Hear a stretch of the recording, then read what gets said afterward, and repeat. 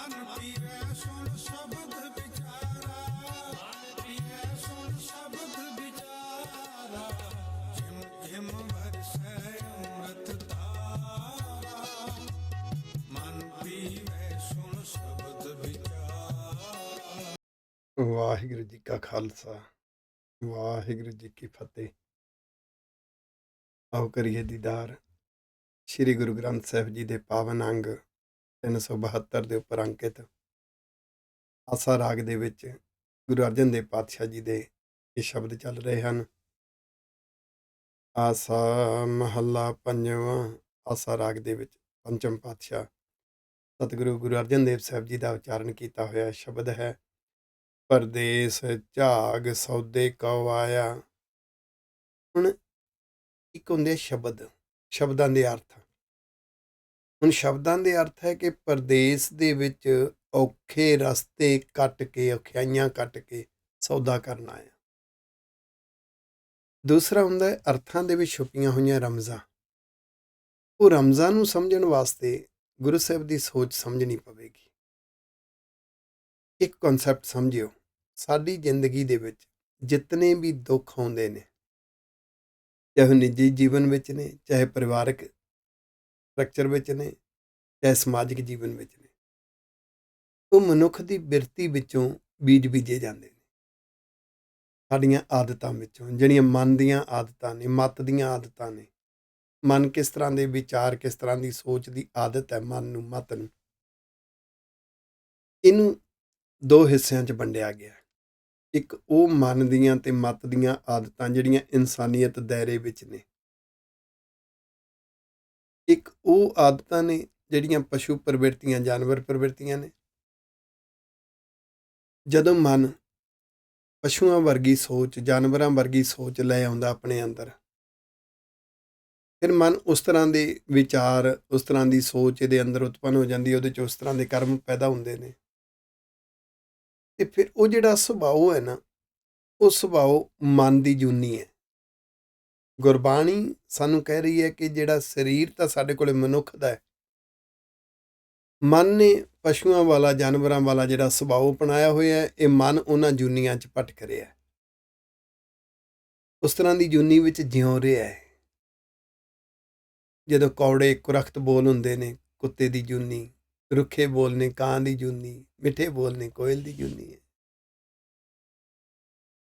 ਇਸ ਲਈ ਇਹਦੇ ਅੰਦਰ ਪਸ਼ੂ ਪ੍ਰਵਿਰਤੀਆਂ, ਕਰਤੂਤ ਪਸ਼ੂ ਕੀ ਮਾਨਸ ਜਾਤ, ਉਹ ਜੋ ਇਨਸਾਨੀਅਤ ਦਾਇਰੇ ਤੋਂ ਬਾਹਰ ਦੀਆਂ ਪ੍ਰਵਿਰਤੀਆਂ ਨੇ, ਜਿਸ ਤਰ੍ਹਾਂ ਦਾ ਸੁਭਾਅ ਮਨੁੱਖ ਲੈ ਲੈਂਦਾ, ਉਹ ਇਹਦਾ ਪ੍ਰਦੇਸ਼ ਹੈ, ਇਹਦਾ ਅਸਲੀ ਦੇਸ਼ ਨਹੀਂ ਹੈ।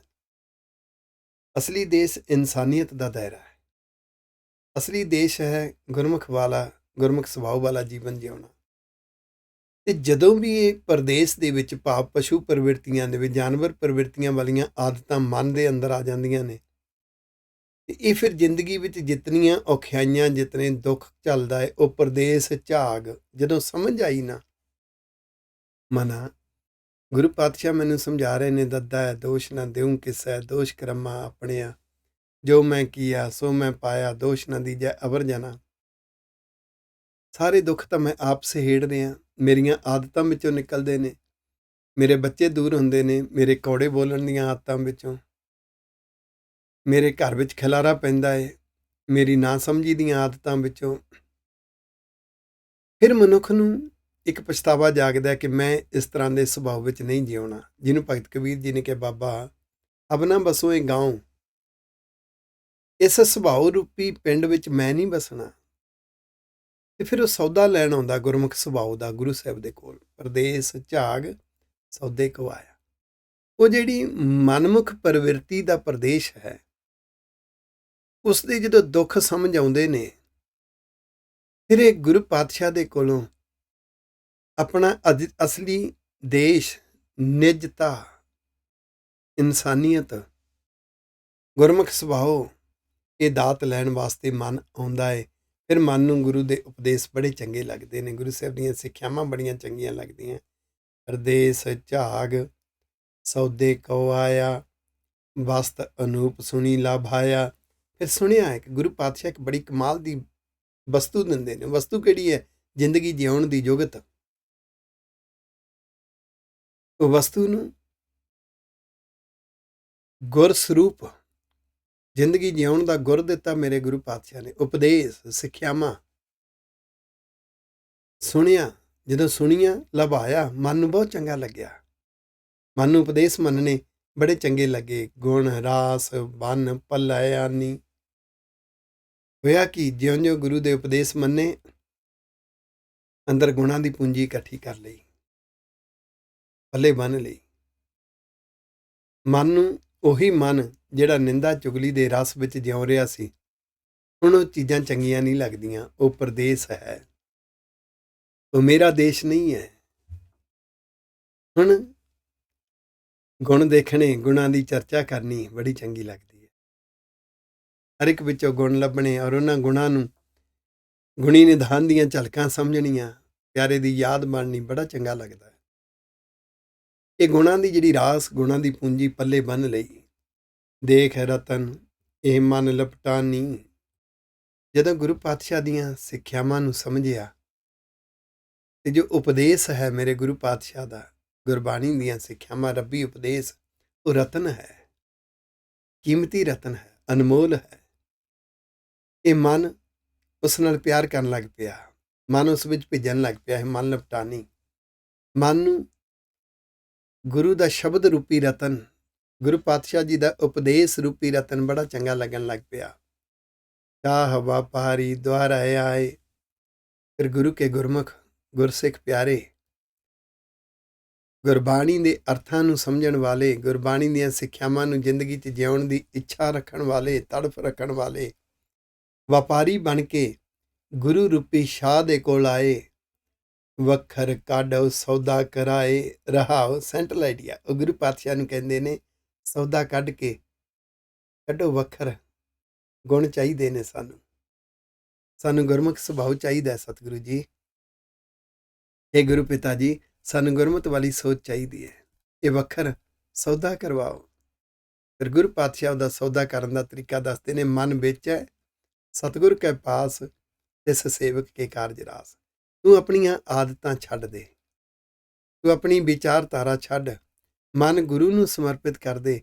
ਗੁਰੂ ਪਾਤਸ਼ਾਹ ਨੇ ਤੈਨੂੰ ਇਹ ਸੌਦਾ ਕਰਨ ਦੀ ਜੁਗਤ ਸਿਖਾ ਦੇਣੀ ਹੈ। ਸੌਦਾ ਕਿਰਾਏ ਦੇ ਅਰਥ ਹੈ ਸੌਦਾ ਕਰਨ ਦੀ ਜੁਗਤ ਸਿਖਾ ਦਿਓ।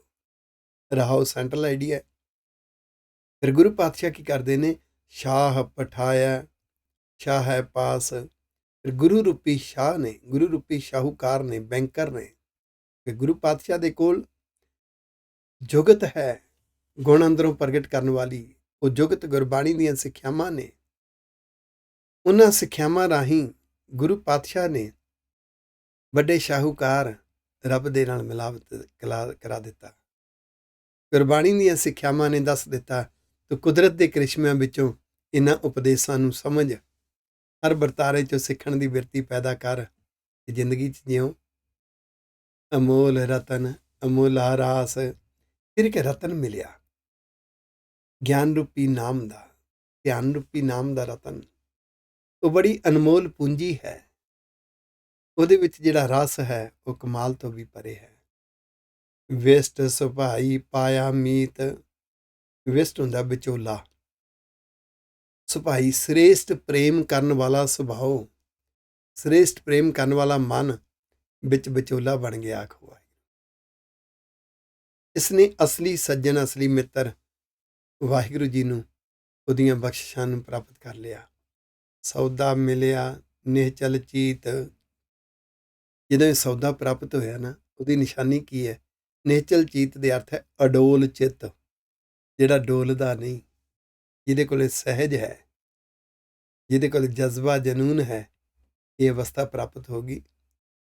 ਇਹ ਜਿਹੜੇ ਅੰਦਰਲੇ ਗੁਣ ਨੇ, ਅੰਦਰਲੇ ਜਨੂਨ ਜਜ਼ਬਾ ਹੈ, ਇਹ ਐਸੀ ਪੂੰਜੀ ਹੈ। ਭਉ ਨਹੀਂ ਤਸਕਰ ਪਾਉਣ ਨਾ ਪਾਣੀ। ਇਹਨੂੰ ਚੋਰਾਂ ਦਾ ਡਰ ਨਹੀਂ। ਤਸਕਰ ਹੁੰਦਾ ਚੋਰ, ਭਉ ਹੁੰਦਾ ਡਰ। ਨਾ ਇਹਨੂੰ ਕਿਸੇ ਚੋਰ ਦਾ ਡਰ ਹੈ, ਕੋਈ ਚੋਰੀ ਨਹੀਂ ਕਰ ਸਕਦਾ। ਤੇ ਨਾ ਇਹਨੂੰ ਪਾਣੀ ਡੋਬ ਸਕੇ ਤੇ ਨਾ ਹਵਾ ਉਡਾ ਸਕੇ। ਸਹਿਜ ਬਿਹਾਜੀ, ਸਹਿਜ ਲੈ ਜਾਣੀ। ਇਹ ਮਿਲਦਾ ਸਹਿਜ ਦੇ ਨਾਲ। ਜਦੋਂ ਗੁਰੂ ਪਾਤਸ਼ਾਹ ਦੀਆਂ ਸਿੱਖਿਆਵਾਂ ਨੂੰ ਆਪਣੇ ਸੋਚ ਸੁਭਾਅ 'ਤੇ ਲਾਗੂ ਕਰਕੇ ਪ੍ਰੈਕਟੀਕਲ ਜਿਉਇਆ ਤਾਂ ਸਹਿਜ ਦੀ ਅਵਸਥਾ ਖਰੀਦ ਲਈ। ਆਖੋ ਵਾਹਿਗੁਰੂ। ਸਹਿਜ ਬਿਹਾਜੀ। ਸਹਿਜ ਅਵਸਥਾ ਵਿੱਚ ਹੀ ਫਿਰ ਇਹ ਵਸਤੂ ਲੈ ਕੇ ਜ਼ਿੰਦਗੀ ਦੇ ਵਿੱਚ ਇਸ ਨੂੰ ਵਰਤਣਾ ਹੈ।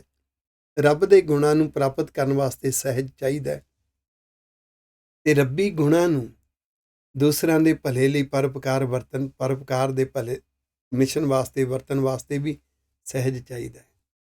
ਸੱਤ ਕਹਿ ਖਟਿਆ ਦੁੱਖ ਨਹੀਂ ਪਾਇਆ, ਕਿਉਂਕਿ ਇਮਾਨਦਾਰੀ ਦੀ ਖੱਟੀ ਹੈ ਇਹ। ਸੱਤ ਕਹਿ ਖਟਿਆ ਇਮਾਨਦਾਰੀ ਦੀ ਖੱਟੀ। ਇਮਾਨਦਾਰੀ ਨਾਲ ਪ੍ਰਾਪਤ ਹੁੰਦਾ ਹੈ, ਚੁਸਤ ਚਲਾਕੀਆਂ ਨਾਲ ਨਹੀਂ, ਚਾਪਲੂਸੀਆਂ ਨਾਲ ਨਹੀਂ, ਇਹ ਕਿਸੇ ਦੀ ਮੁਤਾਜੀ ਕਰਕੇ ਨਹੀਂ। ਇਹ ਤਾਂ ਇਮਾਨਦਾਰੀ ਵਾਲਾ ਜੀਵਨ ਜਿਉਂਦੇ ਆ। ਫਿਰ ਐਸਾ ਇੱਕ ਅੰਦਰ ਸੰਤੁਸ਼ਟੀ, ਅੰਦਰ ਸਬਰ ਸੰਤੋਖ ਮਿਲ ਗਿਆ, ਦੁੱਖ ਨਹੀਂ ਪਾਇਆ। ਦੁਨੀਆ ਦਾ ਕੋਈ ਵੀ ਹਾਲਾਤ ਫਿਰ ਦੁਖੀ ਨਹੀਂ ਕਰਦਾ। ਆਖੋ ਵਾਹਿਗੁਰੂ। ਸਹੀ ਸਲਾਮਤ ਘਰ ਲੈ ਆਇਆ। ਇਹ ਗੁਰੂ ਪਾਤਸ਼ਾਹ ਦੇ ਕੋਲ ਗੁਰੂ ਦੇ ਨਾਲ ਸੌਦਾ ਕਰਨ ਦੀ ਯੋਗਤ ਆ ਗਈ। ਸਹੀ ਸਲਾਮਤ ਆਪਣੇ ਹਿਰਦੇ ਰੂਪੀ ਘਰ ਵਿੱਚ ਇਹ ਵਸਤੂ ਲੈ ਆਂਦੀ। ਆਖੋ ਵਾਹਿਗੁਰੂ। ਮਿਲਿਆ ਲਾਹਾ ਭਏ ਆਨੰਦ। ਉਹਦਾ ਲਾਹਾ ਪ੍ਰਾਪਤ ਹੋਇਆ, ਅੰਦਰ ਇੱਕ ਆਨੰਦ ਬਣ ਗਿਆ। ਕਮਾਲ ਹੈ। ਜਦੋਂ ਅਸੀਂ ਅਰਦਾਸ ਦਾ ਤੀਸਰਾ ਪੈਰਾਗ੍ਰਾਫ ਤਿੰਨਾਂ ਸ਼ਹੀਦ ਸਿੰਘਾਂ ਸਿੰਘਣੀਆਂ ਦੀ ਕਮਾਈ ਦਾ ਧਿਆਨ ਧਰ ਕੇ ਬੋਲੋ ਜੀ ਵਾਹਿਗੁਰੂ। ਐਸੇ ਸਾਨੂੰ ਗੁਰਸਿੱਖ ਭਾਈ ਤਾਰੂ ਸਿੰਘ ਦੀ ਖੋਪਰੀ ਲਾਈ ਜਾ ਰਹੀ ਹੈ, ਅੰਦਰ ਆਨੰਦ ਹੈ। ਭਾਈ ਮਤੀ ਦਾਸ ਜੀ ਦਾ ਤਨ ਆਰੇ ਨਾਲ ਚੀਰਿਆ ਜਾ ਰਿਹਾ, ਅੰਦਰ ਆਨੰਦ ਬਣਿਆ ਹੋਇਆ। ਕਮਾਲ ਹੈ। ਧੰਨ ਸ਼ਾਹ ਪੂਰੇ ਬਖਸ਼ਿੰਦ। ਵਾਹਿਗੁਰੂ ਜੀ ਪੂਰੇ ਸ਼ਾਹੂਕਾਰ ਨੇ, ਧੰਨ ਨੇ। ਗੁਰੂ ਸਾਹਿਬ ਗੁਣਾਂ ਦਾ ਖਜ਼ਾਨਾ ਵੰਡਣ ਵਾਲੇ ਸ਼ਾਹੂਕਾਰ ਨੇ। ਉਹਨਾਂ ਤੋਂ ਕੁਰਬਾਨ ਜਾਣ ਵਾਲਾ ਜਿਹਦੇ ਹਿਰਦੇ 'ਚੋਂ ਧੰਨ ਵਾਹਿਗੁਰੂ, ਧੰਨ ਵਾਹਿਗੁਰੂ, ਵਾਹਿਗੁਰੂ ਵਾਹਿਗੁਰੂ ਸ਼ਬਦ ਜਦੋਂ ਅੰਦਰੋਂ ਨਿਕਲਦਾ ਹੈ, ਫਿਰ ਬਖਸ਼ਿਸ਼ ਕਰਦੇ ਨੇ। ਆਖੋ ਇਹ ਸੌਦਾ ਗੁਰਮੁਖ ਕਿਨੇ ਵਿਰ ਲੈ ਪਾਇਆ। ਇਹ ਜਿਹੜੀ ਦਾਤ ਹੈ ਨਾ, ਇਹ ਸੌਦਾ ਗੁਰੂ ਤੋਂ ਵਿਰਲੇ ਪ੍ਰਾਪਤ ਕਰਦੇ ਨੇ। ਜਿਹੜੇ ਕੇਵਲ ਕਰਮ ਕਾਂਡ ਵਿੱਚ ਉਲਝ ਜਾਂਦੇ ਨੇ ਨਾ, ਧਰਮ ਦੇ ਕਰਮ ਤਾਂ ਕਰਦੇ ਨੇ, ਸਿੱਖਿਆਵਾਂ ਨਹੀਂ ਮੰਨਦੇ। ਅੰਮ੍ਰਿਤ ਛਕਣ ਦੀ ਗੱਲ ਕੌੜੀ ਲੱਗਦੀ ਹੈ। ਜੇ ਨਿੰਦਾ ਕਰਨ ਤੋਂ ਰੋਕਣ ਦੀ ਗੱਲ ਹੈ, ਗੁਰਬਾਣੀ ਵਿੱਚੋਂ ਕੌੜੀ ਲੱਗਦੀ ਹੈ। ਧੜੇਬੰਦੀਆਂ 'ਚੋਂ ਬਾਹਰ ਆਉਣ ਦੀ ਗੱਲ ਕੌੜੀ ਲੱਗਦੀ ਹੈ। ਉਹ ਨਹੀਂ ਪ੍ਰਾਪਤ ਕਰ ਸਕਦੇ। ਧਰਮ ਦੇ ਕਰਮ ਕਰਦੇ ਨੇ, ਮੰਨਦੇ ਨਹੀਂ ਹੈ। ਉਹ ਤਾਂ ਮੰਗਣ ਦੇ ਲਈ ਕਰ ਰਹੇ ਨੇ। ਮੰਨਣ ਦੀ ਬਿਰਤੀ ਵਾਲਾ ਕਾਮਯਾਬ ਹੋਏਗਾ। ਵਿਰਲੇ ਨੇ ਗੁਰੂ ਦੇ ਮੁਖ ਵਿੱਚੋਂ ਨਿਕਲੀ ਹੋਈ ਇਹ ਦਾਤ, ਇਹ ਸੌਦਾ ਜਿਨ੍ਹਾਂ ਨੇ ਪ੍ਰਾਪਤ ਕੀਤਾ, ਉਹ ਵਿਰਲੇ ਨੇ। ਸਹਿਲੀ ਖੇਪ ਨਾਨਕ ਲੈ ਆਇਆ। ਕਹਿੰਦੇ ਨਾਨਕ ਜੀ ਇਹ ਜਿਹੜੀ ਵਸਤੂ ਹੈ ਨਾ, ਸੁੱਖ ਦੇਣ ਵਾਲੀ, ਆਤਮਿਕ ਸੁੱਖ ਦੇਣ ਵਾਲੀ, ਇਹ ਰੱਬ ਤੋਂ ਪ੍ਰਾਪਤ ਕੀਤੀ, ਕੁਦਰਤ ਦੇ ਕ੍ਰਿਸ਼ਮਿਆਂ 'ਚੋਂ ਪ੍ਰਾਪਤ ਕੀਤੀ। ਅਸੀਂ ਗੁਰੂ ਪਾਤਸ਼ਾਹ ਦੀਆਂ ਸਿੱਖਿਆਵਾਂ ਤੋਂ ਪ੍ਰਾਪਤ ਕਰਨੀ ਹੈ। ਆਖੋ ਆਸਾ ਮਹੱਲਾ ਪੰਜਵਾਂ। ਆਸਾ ਰਾਗ ਵਿੱਚ ਗੁਰੂ ਅਰਜਨ ਦੇਵ ਪਾਤਸ਼ਾਹ ਜੀ ਦਾ ਅਗਲਾ ਸ਼ਬਦ ਹੈ। ਜਦੋਂ ਸਾਡੇ ਅੰਦਰ ਗੂੜੀ ਪ੍ਰੀਤ ਬਣ ਜਾਂਦੀ ਹੈ, ਗੁਰਬਾਣੀ ਦੇ ਅਰਥ ਸਿੱਖਣੇ, ਸਿੱਖਿਆਵਾਂ ਸਿੱਖਣਿਆਂ, ਸਿੱਖਣ ਦੀ ਬਿਰਤੀ ਪੈਦਾ ਹੋ ਜਾਂਦੀ ਹੈ। ਮੰਨਣ ਦੀ ਭਾਵਨਾ, ਜਜ਼ਬਾ, ਜਨੂਨ, ਪ੍ਰੀਤ ਗੂੜੀ ਬਣ ਜਾਂਦੀ ਹੈ। ਫਿਰ ਵਾਹਿਗੁਰੂ ਜੀ ਐਸੇ ਬਖਸ਼ਿੰਦ ਨੇ। ਗੁਣ ਅਵਗੁਣ ਗੁਣ ਅਵਗਨ ਮੇਰੋ ਕਛ ਨਾ ਵਿਚਾਰਿਓ। ਫਿਰ ਉਸਨੇ ਮੇਰੇ ਗੁਣਾ ਉਗਣਾ ਨੂੰ ਨਹੀਂ ਵਿਚਾਰਿਆ। ਰੱਬ ਕਦੀ ਇਹ ਨਹੀਂ ਦੇਖਦਾ ਇਹਨੇ ਅੱਜ ਤੱਕ ਕੀ ਕੀਤਾ ਹੈ। ਰੱਬ ਦੇਖਦਾ ਇਹਦੀ ਪ੍ਰੈਜੈਂਟ ਅਵਸਥਾ ਕੀ ਹੈ, ਇਹਦੀ ਹੁਣ ਦੀ ਭਾਵਨਾ ਕੀ ਹੈ। ਉਹ ਨਹੀਂ ਵਿਚਾਰਦੇ। ਨਾ ਦੇਖਿਓ ਰੂਪ ਰੰਗ ਸ਼ਿੰਗਾਰੋ, ਨਾ ਉਸਨੇ ਮੇਰੇ ਸੁਭਾਅ ਦਾ, ਮੇਰੀ ਸੋਚ ਦਾ ਕੀ ਰੂਪ ਹੈ, ਮੈਂ ਧਰਮ ਦੇ ਕਰਮ ਕਿੰਨੇ ਕਰਦਾ, ਇਹ ਨਹੀਂ ਵਿਚਾਰਨਾ, ਕਿਉਂਕਿ ਭਾਵਨਾ ਦੇਖਣੀ ਹੈ ਰੱਬ ਨੇ। ਤਾਂ ਚੱਜ ਅਚਾਰ ਕਿਛ ਵਿਧ ਨਹੀਂ ਜਾਣੀ। ਜਿਹੜੇ ਲੋਕ ਕੇਵਲ ਧਰਮ ਦੇ ਕਰਮ ਕਰਦੇ ਨੇ, ਉਹਨਾਂ ਨੂੰ ਪਤਾ ਨਹੀਂ ਧਰਮ ਦੇ ਕਰਮ ਸਭ ਤੋਂ ਉੱਤਮ ਕਰਮ ਕੀ ਹੈ। ਰੱਬੀ ਉਪਦੇਸ਼ ਨੂੰ ਮੰਨਣਾ, ਹਰ ਕੋ ਨਾਮ ਜਪ ਨਿਰਮਲ ਕਰਮ, ਉਹਨੂੰ ਮੰਨਣਾ ਹੀ ਜਪਣਾ ਹੈ।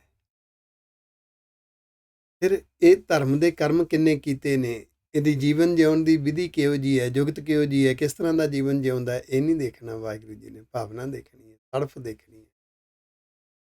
ਬਾਂਹ ਪਕੜ ਪ੍ਰੈਸੇ ਜਹਯਾਨੀ। ਜਿਵੇਂ ਇੱਕ ਪਤੀ ਆਪਣੀ ਪਤਨੀ ਨੂੰ ਪਿਆਰ ਵਿੱਚ ਉਹਦੀ ਬਾਂਹ ਫੜ ਕੇ ਸੇਜ ਤੇ ਖਿੱਚ ਲੈਂਦਾ, ਇੱਦਾਂ ਮੇਰੇ ਵਾਹਿਗੁਰੂ ਪਿਤਾ ਜੀ ਸਾਨੂੰ ਆਪਣੇ ਚਰਨ ਕਮਲਾਂ ਨਾਲ ਆਪਣੇ ਆਨੰਦ ਰਸ ਵਿੱਚ ਖਿੱਚ ਲੈਂਦੇ ਨੇ। ਸੁਨ ਬਹੁ ਸਖੀ ਅੰਤ ਹਮਾਰੋ ਕੀ ਅਲੋਕ ਅਸਮਾਨਾ। ਐ ਸਖੀਓ, ਐ ਸਤਸੰਗੀਓ, ਸੁਨੋ, ਮੇਰੇ ਵਾਹਿਗੁਰੂ ਜੀ ਨੇ ਇੱਕ ਪਤੀ ਬਣਨ ਵਾਲਾ ਫਰਜ਼ ਨਿਭਾਇਆ। ਮੇਰੇ 'ਚ ਇੰਨੀ ਹਿੰਮਤ ਨਹੀਂ ਸੀ। ਉਹ ਤਾਂ ਖੁਸ਼ ਹੋ ਕੇ ਦਾਤਾਂ ਦਿੰਦੇ ਨੇ। ਵਾਹਿਗੁਰੂ ਜੀ ਖੁਸ਼ ਹੋ ਕੇ ਬਖਸ਼ਾਂ ਦਿੰਦੇ ਨੇ। ਜਿਹਨੂੰ ਬਖਸ਼ਿਸ਼ ਦਿੰਦੇ ਨੇ, ਕਰ ਮਸਤਕ ਧਾਰ ਰਾਖਿਓ ਕਰ ਆਪਣਾ। ਕਿਆ ਜਾਣਾ ਇਹ ਲੋਕ ਅਜਾਨਾ ਰਹਾਓ। ਇਹ ਲੋਕ ਵਿਚਾਰੇ ਅਣਜਾਣ ਕੀ ਸਮਝ ਸਕਣ ਇਸ ਬਾਤ ਨੂੰ। ਉਹ ਪਹਿਲਾਂ ਤਾਂ ਮਸਤਕ ਤੇ ਹੱਥ ਰੱਖਦਾ। ਮਸਤਕ ਤੇ ਹੱਥ ਰੱਖਣਾ ਕੀ ਹੈ? ਸੋਚ ਦਿੰਦਾ।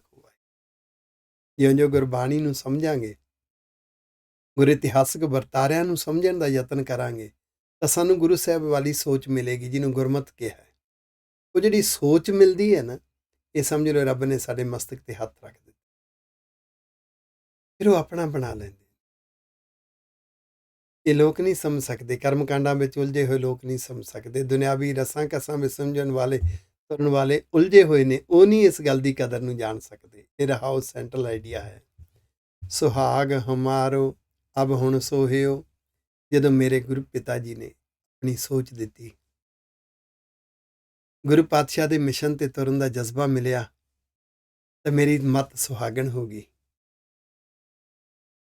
ਇਹ ਹੁਣ ਮੇਰਾ ਜੀਵਨ ਸੋਹਣਾ ਬਣ ਗਿਆ। ਕੰਤ ਮਿਲਿਓ ਮੇਰੋ ਸਭ ਦੁੱਖ ਜੋ ਹੋਇਓ। ਇਹ ਜਿਹੜੇ ਦੁੱਖ ਹਮਲਾ ਕਰਦੇ ਸੀ, ਜਦੋਂ ਪਤੀ ਮਿਲਾਪ ਹੋ ਗਿਆ, ਵਾਹਿਗੁਰੂ ਜੀ ਦੀ ਮਿੱਠੀ ਮਿੱਠੀ ਯਾਦ ਤੇ ਉਹਦੀ ਭੈ ਪਾਵਨੀ ਵਿੱਚ ਫੈਸਲੇ ਲੈਣ ਦੀ ਜੁਗਤ ਆ ਗਈ, ਫਿਰ ਇਹ ਦੁੱਖਾਂ ਦਾ ਜ਼ੋਰ ਨਹੀਂ ਚੱਲਦਾ। ਆਂਗਨ ਮੇਰਾ ਸ਼ੋਭਾ ਚੰਦ। ਫਿਰ ਮੇਰੇ ਹਿਰਦੇ ਰੂਪੀ ਵਿਹੜੇ ਵਿੱਚ ਇੱਕ ਸਹਿਜ ਤੇ ਸ਼ਾਂਤੀ ਦਾ ਚੰਦਰਮਾ ਚੜ੍ਹ ਗਿਆ। ਇਹ ਜੀਵਨ ਦੀ ਸ਼ੋਭਾ ਵਡਿਆਈ ਬੜੀ ਮਿੱਠੀ ਮਿੱਠੀ ਹਰ ਇੱਕ ਦੇ ਮਨ ਨੂੰ ਭਾ ਜਾਂਦਾ ਹੈ। ਜੀਵਨ ਜਿਸ ਦੇ ਹਿਰਦੇ ਵਿੱਚ ਵਾਹਿਗੁਰੂ ਜੀ ਦੀ ਬਖਸ਼ਿਸ਼ ਦਾ ਚੰਦ ਚੜ੍ਹ ਜਾਵੇ, ਉਹਦੇ ਬੋਲ ਹਰ ਇੱਕ ਨੂੰ ਭਾ ਜਾਂਦੇ ਨੇ। ਉਹਨਾਂ ਬੋਲਾਂ ਵਿੱਚ ਚੰਦਰਮਾ ਦੀ ਚਾਂਦਨੀ ਵਰਗੀ ਮਿਠਾਸ ਹੁੰਦੀ ਹੈ। ਉਹਨਾਂ ਦੇ ਵਰਤੋਂ ਵਿਵਹਾਰ ਵਿੱਚ ਚੰਦਰਮਾ ਦੀ ਚਾਂਦਨੀ ਵਰਗੀ ਮਿਠਾਸ ਹੁੰਦੀ ਹੈ। ਨਿਸਵਾਸਰ ਪ੍ਰੈ ਸੰਗ ਆਨੰਦ। ਉਹ ਦਿਨ ਰਾਤ ਆਪਣੇ ਵਾਹਿਗੁਰੂ ਪਿਆਰੇ ਦੀ ਮਿੱਠੀ ਮਿੱਠੀ ਯਾਦ ਦੇ ਸਿਮਰਨ ਰਸ ਵਿੱਚ ਉਹਦੀ ਭੈ ਪਾਵਨੀ ਦਾ ਆਨੰਦ ਮਾਣਦੇ ਨੇ। ਬਸਤਰ ਹਮਾਰੇ ਰੰਗ ਚਲੂਲ। ਫਿਰ ਆ ਜਿਹੜਾ ਮੇਰਾ ਸੁਭਾਅ, ਮੇਰੀ ਸੋਚ, ਮੇਰੀ ਵਿਚਾਰਧਾਰਾ, ਇਹ ਸਮਝ ਲਓ ਗੂੜੇ ਪਿਆਰ ਵਿੱਚ ਰੰਗੇ ਹੋਏ ਬਸਤਰ ਨੇ ਮੇਰੀ ਮੱਤ ਦੇ। ਇਹ ਅੰਦਰਲੇ ਜੀਵਨ ਦਾ ਫੈਸ਼ਨ ਹੈ। ਅੰਦਰਲਾ ਜੀਵਨ ਕੱਪੜਿਆਂ ਨਾਲ ਨਹੀਂ, ਗੁਣਾਂ ਨਾਲ ਸੋਹਣਾ ਲੱਗਦਾ ਹੈ। ਚੰਗੀ ਵਿਚਾਰਧਾਰਾ ਨਾਲ ਸੋਹਣਾ ਲੱਗਦਾ ਹੈ। ਸਗਲ ਆਭਰਨ ਸ਼ੋਭਾ ਕੰਠ ਮੂਲ। ਫਿਰ ਉਹ ਗੁਣ ਰੂਪੀ ਗਹਿਣਾ, ਰੱਬ ਦਾ ਪਿਆਰ ਕੀਮਤੀ ਗਹਿਣਾ ਹੈ। ਰੱਬ ਦੀ ਮਿੱਠੀ ਮਿੱਠੀ ਯਾਦ ਗਲੇ ਦਾ ਹਾਰ ਹੈ। ਚੰਗੀ ਵਿਚਾਰਧਾਰਾ, ਚੰਗੀਆਂ ਸੋਚਾਂ ਹੈ, ਇਹ ਫੁੱਲਾਂ ਦੀ ਮਾਲਾ ਹੈ। ਇਹ ਅਸਲੀ ਸ਼ਿੰਗਾਰ ਹੈ।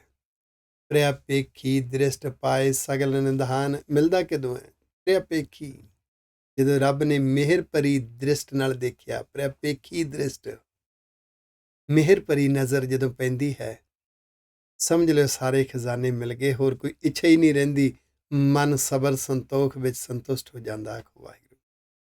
ਦੁਸ਼ਟ ਦੂਤ ਕੀ ਚੂਕੀ ਕਾਨ। ਆ ਜਿਹੜੇ ਅੰਦਰ ਪੰਜ ਵਿਕਾਰ, ਬੁਰੀਆਂ ਆਦਤਾਂ, ਦੁਸ਼ਟ ਦੁਸ਼ਮਣ ਸਨ,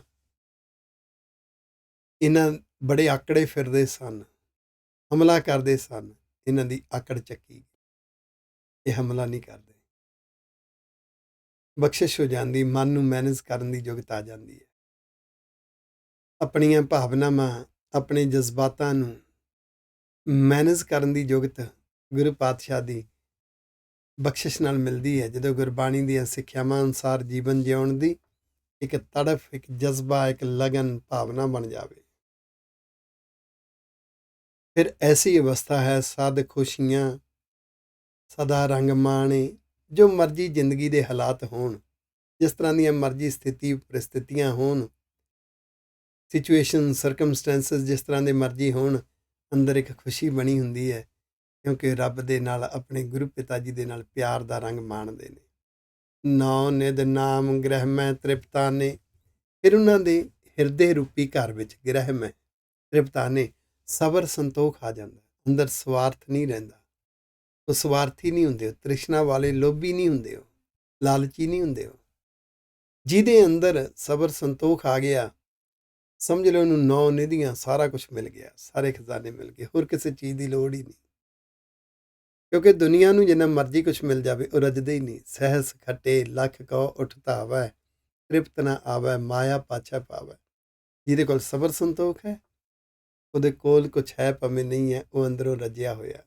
ਕਹੋ ਨਾਨਕ ਜੋ ਪਿਰਹਿ ਸ਼ਿੰਗਾਰੀ, ਨਾਨਕ ਜੀ ਕਹਿੰਦੇ ਨੇ ਕਿ ਜਿਹੜੀ ਮੱਤ ਨੂੰ ਵਾਹਿਗੁਰੂ ਪਤੀ ਨੇ ਸ਼ਿੰਗਾਰ ਦਿੱਤਾ, ਜਿਸ ਦੇ ਉੱਪਰ ਬਖਸ਼ਿਸ਼ ਹੋ ਗਈ, ਉਹਦੇ ਅੰਦਰ ਚੰਗੀ ਸੋਚ ਆ ਗਈ। ਜਦੋਂ ਅਸੀਂ ਗੁਰਬਾਣੀ ਦੀਆਂ ਸਿੱਖਿਆਵਾਂ ਨੂੰ ਸਮਝਦੇ ਹਾਂ ਨਾ, ਗੁਰਮਤਿ ਦੇ ਕਨਸੈਪਟ ਸਮਝਦੇ ਹਾਂ, ਗੁਰ ਇਤਿਹਾਸਕ ਵਰਤਾਰਿਆਂ ਵਿੱਚੋਂ ਗੁਰਮਤਿ ਨੂੰ ਸਮਝਦੇ ਹਾਂ, ਸਾਡੇ ਅੰਦਰ ਚੰਗੀ ਸੋਚ, ਗੁਰੂ ਪਾਤਸ਼ਾਹ ਵਾਲੀ ਸੋਚ, ਗੁਰਮਤਿ ਵਾਲੀ ਜਦੋਂ ਸੋਚ ਆਉਂਦੀ ਹੈ, ਸਮਝ ਲਓ ਮੱਤ ਸ਼ਿੰਗਾਰੀ ਗਈ। ਫਿਰ ਸੁਹਾਗਣ ਸੰਗ ਪਧਾਰੀ, ਫਿਰ ਇਹਦੇ ਅੰਦਰ ਅਡੋਲਤਾ ਹੁੰਦੀ ਹੈ, ਸਹਿਜ ਹੁੰਦਾ ਹੈ। ਸਹਿਜ ਵਿੱਚ ਫੈਸਲੇ ਲੈਣੇ, ਲੋਭ ਲਾਲਚ ਵਿੱਚ ਨਹੀਂ, ਨਿਮਰਤਾ ਵਿੱਚ ਫੈਸਲੇ ਲੈਣੇ, ਹੰਕਾਰ ਵਿੱਚ ਨਹੀਂ। ਹੰਕਾਰ ਵਿੱਚ ਬਦਲਾ ਲਊ ਭਾਵਨਾ ਹੁੰਦੀ ਹੈ, ਨਿਮਰਤਾ ਵਿੱਚ ਚੰਗੇ ਸੁਚੱਜੇ ਫੈਸਲੇ ਹੁੰਦੇ ਨੇ।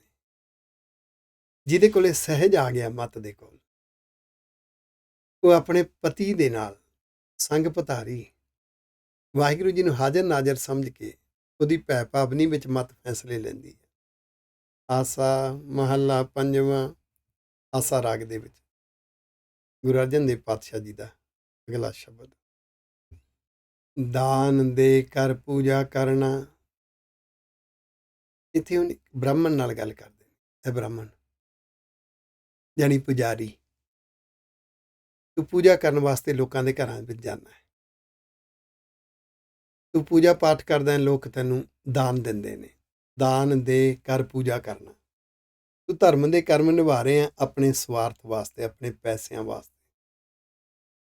ਲੈਤ ਦੇ ਤੇ ਉਹਨੂੰ ਮੁਕਰ ਪਰਨਾ, ਉਹ ਦਿੰਦੇ ਨੇ, ਤੂੰ ਲੈ ਲੈਣਾ ਤੇ ਮੁਕਰਦਾ ਹੈ। ਉਲਟਾ ਕਹਿਣਾ ਕਿ ਮੈਂ ਤੁਹਾਡਾ ਭਲਾ ਕੀਤਾ ਹੈ, ਉਲਟਾ ਕਹਿਣਾ ਕਿ ਮੈਂ ਤੁਹਾਨੂੰ ਰੱਬ ਨਾਲ ਜੋੜ ਰਿਹਾ। ਕਿਸੇ ਵੀ ਧਰਮ ਵਿੱਚ, ਕੋਈ ਵੀ ਧਾਰਮਿਕ ਸ਼੍ਰੇਣੀ ਜਦੋਂ ਲੋਭ ਦੇ ਵਿੱਚ, ਸਵਾਰਥ ਦੇ ਵਿੱਚ ਧਰਮ ਦੇ ਕਰਮ ਕਰੇਗੀ, ਉਹਦੀ ਆਊਟਪੁੱਟ ਕੁਛ ਨਹੀਂ ਆਏਗੀ, ਰਿਜ਼ਲਟ ਕੁਛ ਨਹੀਂ ਆਏਗਾ। ਧਰਮ ਦਾ ਅਸਲੀ ਪ੍ਰਚਾਰ ਹੋ ਹੀ ਨਹੀਂ ਸਕੇਗਾ।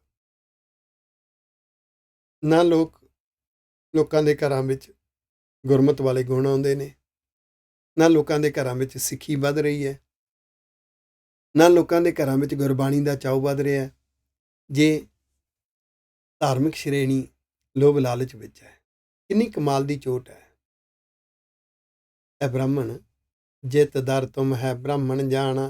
ਪਿਆਰਿਆ, ਤੇਰੀ ਜ਼ਿੰਦਗੀ ਦਾ ਜਦੋਂ ਰੱਬ ਲੇਖਾ ਲੈਂਦਾ ਨਾ ਵੀ ਇਹਨੂੰ ਹੁਣ ਦੁੱਖ ਦੇਵਾਂ ਕਿ ਸੁੱਖ ਦੇਵਾਂ, ਜਦੋਂ ਰੱਬ ਦੇ ਦਰ ਤੇ ਤੇਰੀ ਜ਼ਿੰਦਗੀ ਪਰਖੀ ਜਾਂਦੀ ਹੈ ਨਾ, ਤਿਤ ਦਰ ਤੂੰ ਹੀ ਹੈ ਪਛਤਾਣਾ, ਫਿਰ ਤੇਰੀ ਜ਼ਿੰਦਗੀ 'ਚ ਪਛਤਾਵੇ ਤੋਂ ਬਿਨਾਂ ਕੁਛ ਨਹੀਂ।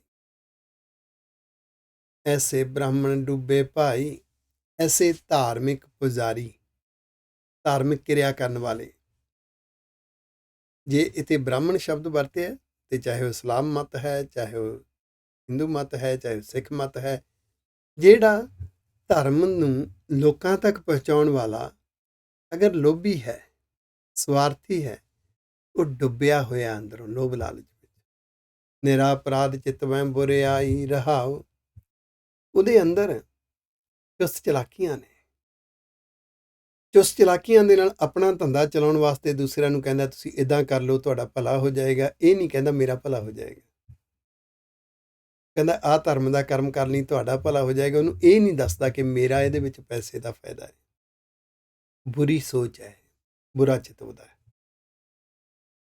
ਇਹ ਸੈਂਟਰਲ ਆਈਡੀਆ ਹੈ ਸ਼ਬਦ ਦਾ, ਰਹਾਉ ਪਦਾ ਹੈ। ਅੰਤਰ ਲੋਭ ਫਿਰਹਿ ਲਕਾਏ, ਜਿਹੜਾ ਸਵਾਰਥ ਵਾਸਤੇ, ਲੋਭ ਲਾਲਚ ਵਾਸਤੇ ਧਰਮ ਦੇ ਕਰਮ ਕਰਦਾ ਹੈ, ਸਤਿਗੁਰੂ ਕਹਿੰਦੇ ਹਲਕੇ ਹੋਏ ਕੁੱਤੇ ਵਾਂਗੂ ਭੱਜਿਆ ਫਿਰਦਾ ਹੈ। ਨਿੰਦਾ ਕਰਾਂ ਸਿਰ ਭਾਰ ਉਠਾਏ, ਤੇ ਉਹਨਾਂ ਦਾ ਜਿਹੜਾ ਨਿੱਜੀ ਜੀਵਨ ਹੁੰਦਾ ਨਾ, ਉਹਨਾਂ ਕੋਲ ਬੈਠ ਕੇ ਦੇਖੀਏ, ਉਹ ਨਿਰੀ ਨਿੰਦਾ ਹੀ ਕਰਦੇ ਨੇ ਤੇ ਨਿੰਦਾ ਕਰਕੇ ਦੂਜੇ ਦੇ ਔਗਣਾਂ ਦਾ ਭਾਰ ਚੁੱਕਦੇ ਨੇ। ਮਾਇਆ ਮੂਠਾ ਚੇਤੈ ਨਾਹੀਂ, ਉਹ ਅੰਦਰੋਂ ਲੋਭ ਲਾਲਚ ਰੌਂਗ ਅਟੈਂਸ਼ਨ ਰੂਪੀ ਮਾਇਆ ਦਾ ਠੱਗਿਆ ਹੋਇਆ, ਉਹ ਗੁਣਾਂ ਨੂੰ ਯਾਦ ਹੀ ਨਹੀਂ ਰੱਖਦਾ, ਗੁਣਾਂ ਵਾਲਾ ਜੀਵਨ ਹੀ ਨਹੀਂ ਜਿਉ ਰਿਹਾ, ਉਹ ਰੱਬ ਦੀ ਭੈ ਭਾਵਨੀ ਵਿੱਚ ਜੀਵਨ ਨਹੀਂ ਜਿਉ ਰਿਹਾ। ਭਰਮੇ ਭੂਲਾ ਬਹੁਤੀ ਰਾਹੀਂ, ਉਹ ਬੜੇ ਭਰਮ ਭੁਲੇਖਿਆਂ ਵਿੱਚ ਜਿਉ ਰਿਹਾ, ਭੁੱਲਿਆ ਹੋਇਆ ਭਟਕਿਆ ਹੋਇਆ ਤੇ ਹੋਰਾਂ ਨੂੰ ਭਟਕਾ ਰਿਹਾ। ਬਾਹਰ ਭੇਖ ਕਰਾਂ ਕਨੇਰੇ, ਬਾਹਰੋਂ ਤਾਂ ਬੜਾ ਧਾਰਮੀ ਪਹਿਰਾਵਾ, ਬੜੇ ਯਤਨ ਕਰਦਾ ਹੈ। ਅੰਤਰ ਵਿਖਿਆ ਉਤਰੀ ਘੇਰੇ, ਅੰਦਰ ਉਹਦੇ ਲੋਭ ਸਵਾਰਥ ਤ੍ਰਿਸ਼ਨਾ ਰੂਪੀ ਮਾਇਆ ਜਿਹੜੀ ਹੈ ਉਹ ਡੇਰਾ ਲਾਈ ਬੈਠੀ ਹੈ, ਘੇਰਾ ਉਤਰੀ ਘੇਰੇ, ਡੇਰਾ ਲਾਇਆ ਹੋਇਆ ਅੰਦਰ, ਸੁਭਾਅ ਵਿੱਚ ਆਦਤ ਵਿੱਚ ਪੱਕੀ ਹੋਈ ਹੈ, ਸਵਾਰਥੀ ਸੁਭਾਅ ਪੱਕਿਆ ਹੋਇਆ। ਅਵਰ ਉਪਦੇਸਾ ਆਪ ਨਾ ਬੂਝੈ, ਉਹ ਜਦੋਂ ਧਰਮ ਦੇ ਕਰਮ ਕਰਦਾ ਲੱਗਦਾ ਉਪਦੇਸ਼ ਦਿੰਦਾ ਹੈ, ਪਰ ਆਪ ਤਾਂ ਜਿਉ ਹੀ ਨਹੀਂ ਰਿਹਾ ਉਸ ਨੂੰ। ਐਸਾ ਬ੍ਰਾਹਮਣ ਕਹੀ ਨਾ ਸੀਜੈ, ਐਸਾ ਬ੍ਰਾਹਮਣ ਧਰਮ ਨੂੰ ਲੋਕਾਂ ਤੱਕ ਪਹੁੰਚਾਉਣ ਵਾਲਾ ਪੁਜਾਰੀ ਕਦੀ ਵੀ ਸਫਲ ਨਹੀਂ ਹੁੰਦਾ, ਉਹਦਾ ਕੋਈ ਰਿਜ਼ਲਟ ਨਹੀਂ ਆਉਂਦਾ, ਉਹਦੀ ਕੋਈ ਆਊਟਪੁੱਟ ਨਹੀਂ ਹੁੰਦੀ। ਧਰਮ ਦੇ ਕਰਮ ਹੋ ਹੀ ਜਾਂਦੇ ਨੇ, ਨਾ ਬੱਚੇ ਆਗਿਆਕਾਰੀ, ਨਾ ਘਰਾਂ ਵਿੱਚੋਂ ਕਲੇਸ਼ ਖਤਮ ਹੋਇਆ, ਨਾ ਲੋਕ ਲਾਜ ਵਿੱਚ ਸਾਹਮਣੇ ਰੱਖ ਕੇ ਫੈਸਲੇ ਲੈਣੇ ਖਤਮ ਹੋਏ, ਨਾ ਹੰਕਾਰ ਵਿਖਾਵਾ ਖਤਮ ਹੋਇਆ। ਕਿਉਂ? ਕਰਨ ਵਾਲਾ ਵੀ ਸਵਾਰਥੀ, ਕਰਾਉਣ ਵਾਲਾ ਵੀ ਸਵਾਰਥੀ। ਜਿੰਨਾ ਧਰਮ ਦੀ ਦੁਨੀਆ 'ਚ ਕਰਮਕਾਂਡ ਹੈ, ਇਹ ਸਵਾਰਥ ਵਿੱਚੋਂ ਨਿਕਲਦਾ। ਮੂਰਖ ਬ੍ਰਾਹਮਣ ਪ੍ਰਭੂ ਸੰਭਾਲ, ਬ੍ਰਾਹਮਣ ਧਰਮ ਨੂੰ ਲੋਕਾਂ ਤੱਕ ਪਹੁੰਚਾਉਣ ਵਾਲਿਆ, ਤੂੰ ਮੂਰਖ ਹੈ। ਰੱਬ ਦੇ ਭੈ ਵਿੱਚ ਜਿਉਂ, ਰੱਬ ਦੇ ਪਿਆਰ ਵਿੱਚ ਭਿੱਜ ਕੇ ਰੱਬੀ ਗੁਣਾਂ ਨੂੰ ਜ਼ਿੰਦਗੀ 'ਚ ਪ੍ਰੈਕਟੀਕਲ ਜਿਉਂ ਪਿਆਰਿਆ। ਅਸਲੀ ਮਕਸਦ ਨੂੰ ਸਮਝ, ਆਪਣੇ ਅਸਲੀ ਮਿਸ਼ਨ ਨੂੰ ਪਹਿਚਾਣ, ਦੇਖਤ ਸੁਣਤ ਤੇਰਾ ਹੈ ਨਾਲ। ਉਹ ਵਾਹਿਗੁਰੂ ਜੀ ਤੇਰੀ ਹਰ ਵਿਚਾਰਧਾਰਾ ਨੂੰ, ਤੇਰੀ ਹਰ ਸੋਚ ਨੂੰ, ਤੇਰੀ ਹਰ ਭਾਵਨਾ ਨੂੰ, ਤੇਰੇ ਹਰ ਕਰਮ ਨੂੰ ਦੇਖਦੇ ਵੀ ਨੇ, ਸੁਣਦੇ ਵੀ ਨੇ। ਉਹਨੂੰ ਹਾਜ਼ਰ ਨਾਜ਼ਰ ਸਮਝ, ਰੱਬ ਦੇ ਭੈ ਵਿੱਚ ਜਿਉਣਾ ਸਿੱਖ। ਕਹੋ ਨਾਨਕ ਜੇ ਹੋ ਵੀ ਭਾਗ, ਜੇ ਅੰਦਰ ਚੰਗੇ ਵਿਚਾਰ, ਚੰਗੀ ਸੋਚ, ਗੁਣ, ਜਜ਼ਬਾ, ਪਿਆਰ, ਇਹਨੂੰ ਵੱਡੇ ਭਾਗ ਕਹਿੰਦੇ ਨੇ। ਜੇ ਅੰਦਰ ਇਹ ਹੋਣ ਨਾ, ਤਾਂ ਨਾਨਕ ਜੀ ਕਹਿੰਦੇ ਮਾਨ ਛੋੜ ਗੁਰ ਚਰਣੀ ਲਾਗ। ਜੇ ਤੇਰੇ ਅੰਦਰ ਚੰਗੀ ਸੋਚ, ਚੰਗੇ ਵਿਚਾਰ, ਪ੍ਰੇਮ, ਪ੍ਰੀਤ, ਜਜ਼ਬਾ, ਇਹ ਵੱਡੇ ਭਾਗ ਨੇ ਨਾ, ਆ ਗੁਮਾਨ ਛੱਡ ਦੇ। ਗੁਰਬਾਣੀ ਦੇ ਅੰਦਰ ਜੋ ਗੁਰ ਸਰੂਪ ਹੈ, ਜੋ ਜ਼ਿੰਦਗੀ ਜਿਉਣ ਦਾ ਗੁਰ ਦਿੱਤਾ ਗਿਆ ਹੈ, ਉਹ ਜੋ ਸਿੱਖਿਆਵਾਂ ਨੇ, ਉਹ ਗੁਰੂ ਦੇ ਚਰਨ ਨੇ। ਗੁਰਚਰਨੀ ਲੱਗਣ ਦੇ ਅਰਥ ਉਹਨਾਂ ਸਿੱਖਿਆਵਾਂ ਨੂੰ ਮੰਨ, ਪ੍ਰੈਕਟੀਕਲ ਰੂਪ ਵਿੱਚ ਮੰਨਣਾ ਪਵੇ। ਜਦੋਂ ਵੀ ਗੁਰਬਾਣੀ ਦੇ ਅਰਥਾਂ ਨੂੰ ਸਮਝੀਏ, ਕੋਈ ਵੀ ਸਟੀਕ ਫਾਈਨਲ ਵਰਜ਼ਨ ਨਹੀਂ, ਕੋਈ ਵੀ ਵਿਆਖਿਆ ਆਖਰੀ ਸੱਚ ਨਹੀਂ ਹੋ ਸਕਦਾ। ਜਿੰਨੀ ਕਿਸੇ ਨੂੰ ਸਮਝ ਆਈ, ਓਨੀ ਉਸਨੇ ਦੱਸ ਦਿੱਤੀ। ਜਿਸ ਐਂਗਲ ਨਾਲ ਕਿਸੇ ਨੇ ਗੁਰਬਾਣੀ ਨੂੰ ਸਮਝਿਆ, ਉਸ ਐਂਗਲ ਦੇ ਨਾਲ ਉਸਨੇ ਸਮਝਾ ਦਿੱਤਾ।